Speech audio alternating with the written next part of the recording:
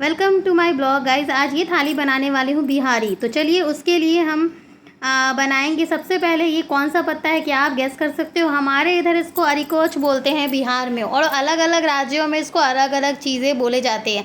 तो चलिए बताइए गैस करके आपके उधर क्या बोलते हैं। तब तक मैं कढ़ाई में तेल डाल लेती हूँ। और ये देखिए, ये ऐसा दिखता है, ऐसे बनाते हैं हम लोग।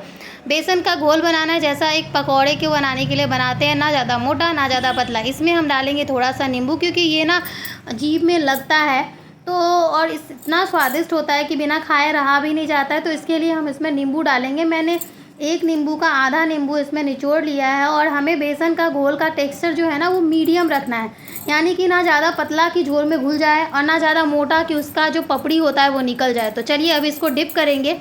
ये जो मैंने चकली वाला काटा है, अरिकोच बोलते हैं बिहार में इसको। तो अरिकोच बनाने के लिए जो है हम लोग क्या करेंगे, इसको डिप करेंगे। डिप करके जो मैंने कढ़ाई में सरसों तेल है, मुझे मछली हो, अरिकोच हो, या कोई भी ऐसी स्पेशल ओकेज़न की सब्ज़ी होती है तो वो बहुत अच्छा लगता है सरसों तेल में बनाने में। तो ये सरसों तेल गर्म हो चुका है, ये देखिए, और सीधा इसमें गया हमारा अरिकोच का पीसेस। बहुत सारे लोग इसको डायरेक्ट फ्राई करके भी खाते हैं, लेकिन ना मुझे ये, जैसे हमारे इधर इसको कब कब बोलते हैं, मतलब मुंह में लगना बोलते हैं, तो वो बहुत लगता है, तो मैं इसको ऐसे नहीं खाती हूँ।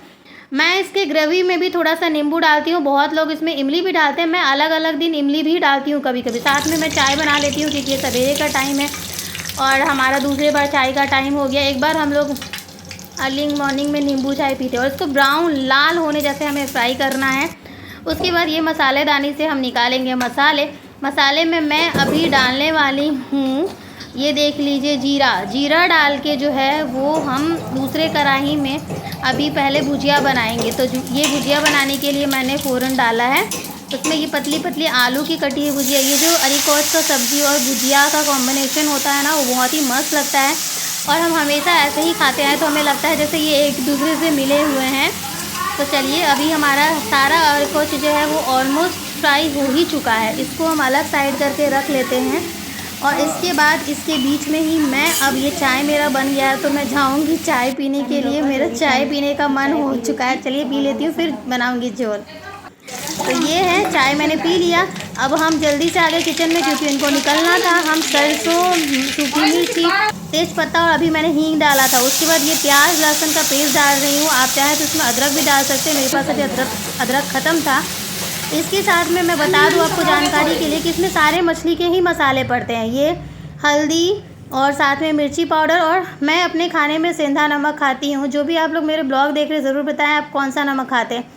तो मैंने नमक का डब्बा निकाला, तो एक ही साथ भुजिया थोड़ा सा एक बार मैंने पलट दिया था, तो मैंने उसमें भी डाल दिया। और यहाँ पर मैं मसाले भूज रही हूँ।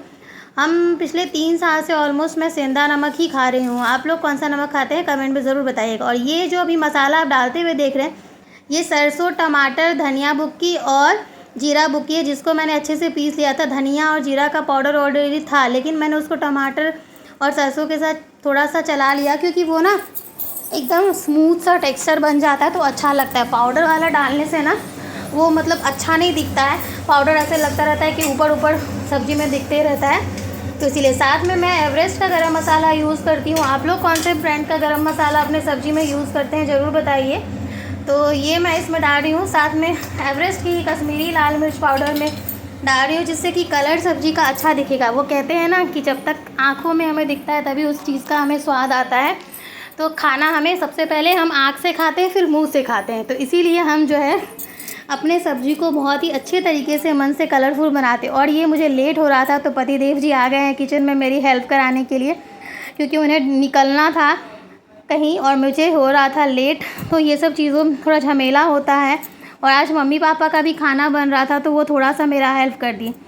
अंश के पापा अक्सर मेरा हेल्प कर देते हैं। यहाँ पे भुजिया हो गया था आलू का रेडी, और साथ में यहाँ पे तड़ी यानी कि झोल भी रेडी हो गया था। झोल होने के बाद ही हम इसमें धीरे धीरे करके सारा अरिकोच डाल देंगे और 2 मिनट खौलाएंगे। जैसे मैं मछली बनाती हूँ उसमें भी मैं ऐसे ही करती हूँ, बस 2 मिनट खौलाती हूँ और ढक के रख देती हूँ, तो वो अपने आप हो जाता है। तो सेम वैसे ही करेंगे। मैं जल्दी से सारे अरिकोच को डुबकी लगा देती हूँ। आप लोगों को नॉलेज के लिए बता दूँ, यही अरिकोच की वीडियो मैंने डाली थी, तो इंस्टाग्राम पे 250 के से ज़्यादा व्यू गई थी इसी सब्ज़ी की। अगर आपने नहीं देखा है तो जाकर ज़रूर देखिए, दीपा झा 5784 इंस्टाग्राम आईडी पे। साथ में हम यहाँ पे परवल तर रहे हैं। तो मैं वो तल लेती हूँ। और ये हमारा परवल है, और परवल को तलने के बाद जो है वो हम यहाँ पे अरकच को चेक कर लेते हैं कि ये सीज गया है कि नहीं। 5 मिनट तक मैंने इसको खौलाया होगा। अब जब ये पूरा खौल जाए तब इसमें खटाई डालना है, नहीं तो ये अजीब टाइप हो जाता है, मतलब सीजता नहीं है। तो हम इसमें नींबू का रस इस्तेमाल कर रहे हैं। आज हमारा इमली स्टॉक में ख़त्म हो गया था। आप चाहें तो अमचूर पाउडर, इमली या नींबू का रस कुछ भी इस्तेमाल कर सकते हैं। तो आपने अगर मेरे इंस्टाग्राम आईडी को फॉलो नहीं किया तो फटाफट से जाइए, ज़रूर फॉलो कर लीजिए। इंस्टाग्राम आईडी है दीपा झा 5784। और ये हमारा बन के रेडी हो चुका है और बहुत ही मज़ेदार लगता है। आप इसे कैसे बनाते हैं कमेंट में ज़रूर बताइए। साथ में मैं दाल बना रही हूँ क्योंकि अंश तो ये ऐसे खाने वाला नहीं है, इसीलिए। और दाल को छौंका तड़का लगा लेते हैं। इसी के साथ मिलती हूँ नेक्स्ट वीडियो में। तब तक के लिए bye, take care, thanks for watching.